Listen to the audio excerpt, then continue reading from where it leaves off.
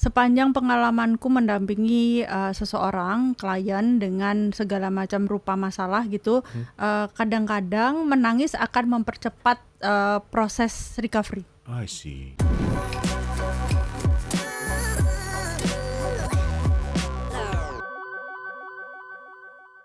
Masa-masa penyembuhan mental, enggak dong.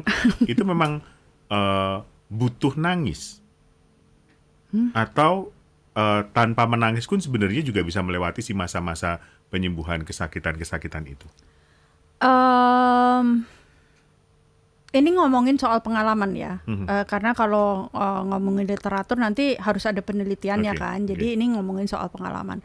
Sepanjang pengalamanku mendampingi seseorang, klien dengan segala macam rupa masalah gitu, kadang-kadang menangis akan mempercepat proses recovery. I see. Gitu. Itu ternyata ada penjelasannya bahwa pada saat kita menangis, kemudian kita otak memproduksi endorfin dan oksitosin.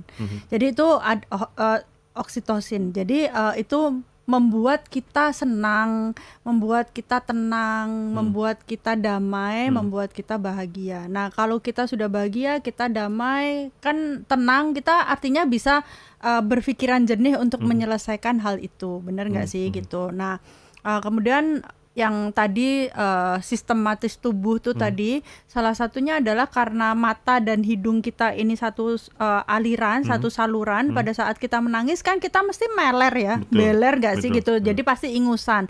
Nah, sebenarnya itu juga proses tubuh untuk membersihkan bakteri yang ada di saluran THT kita gitu. Okay. Jadi pada saat kita menangis akan masuk ke hidung. Akan mengalir ke hidung. Pada saat mengalir ke hidung, kita kan ada yang mengalir ke belakang kan. Kalau nangis kan terus gitu ada cairan yang ke belakang, itu juga membersihkan tenggorokan kita dari bakteri gitu. Jadi akan menghindarkan infeksi-infeksi yang mungkin saja terjadi di hari itu gitu. Terus satu lagi tuh tentang kekebalan tubuh. Amaze-nya bahwa menangis itu kemudian tubuh bereaksi untuk meningkatkan kekebalan tubuh kita. Oh, I see. Kalau mau digabung-gabungin ya, dari yang endorfin dan oksitosin tadi, ya benar. Karena kan begitu kita senang, kita tuh lebih kuat gitu. Kalau kita lebih kuat, kita bahagia, berarti kita bisa memecahkan masalah itu. Memecahkan masalah itu berarti kita menurunkan tingkat stres. Menurunkan tingkat stres itu ternyata bisa menurunkan tensi. Kalau sudah bisa menurunkan tensi, berarti tidur jauh lebih baik. Apakah itu berarti orang yang cengeng lebih sehat?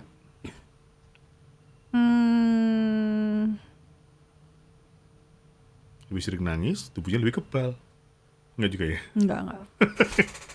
Aku langsung mikir, kayaknya enggak deh. Tapi gini.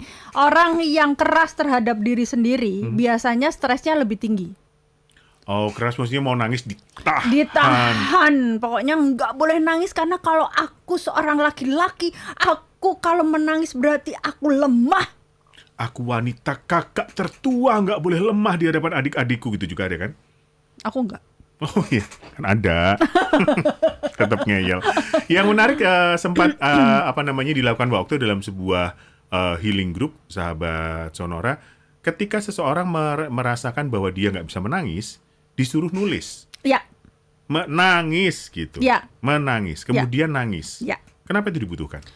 Satu, mengakui sebuah perasaan atau sebuah emosi yang sedang terjadi dalam tubuh kita, dalam subconscious kita, itu dibutuhkan oleh diri kita. Kenapa? Karena begitu kita denial, kita akan semakin memendam dan menumpuk si emosi-emosi tersebut. Kalau kita memendam emosi-emosi tersebut, berarti kita menumpuk kata stres. Ya kan, kondisi stres. Stres yang ditumpuk-tumpuk akan menjadi peningkatan stres, yaitu depresi. Kalau sudah depresi, nanti naik lagi ke psikotik dan lain sebagainya. Jadi pada saat orang, aku pengen nih mah rasanya, pengen nih mbak, aku rasanya nangis tapi aku nggak bisa nangis. Ya udah, kamu nulis aja nangis, atau kamu menggoreskan jari kamu untuk menggoreskan sesuatu, benang bundet kayak apa kayak. Karena kadang-kadang yang kita rasakan marah tapi nggak ngerti itu marah atau benci atau bete dan lain sebagainya. Jadi pada saat kita mengurai bundetan atau ikatan subconscious kita, kita jadi tahu, oh yang aku rasain ini benci mbak.